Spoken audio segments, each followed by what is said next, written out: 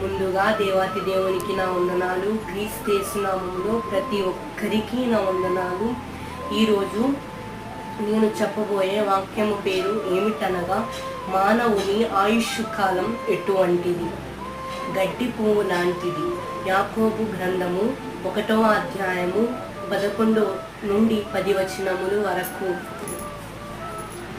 నేల మీద వలికిన నీళ్ళ లాంటిది. 2వ సమూయేలు 14వ అధ్యాయము 14వ వచనము.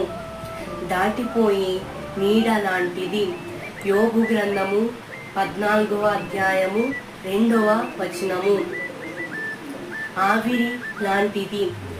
యాకోబు గ్రంథము 4వ అధ్యాయము 14వ వచనము.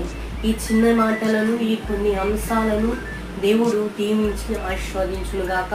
అందరికీ వందనాలు. God bless.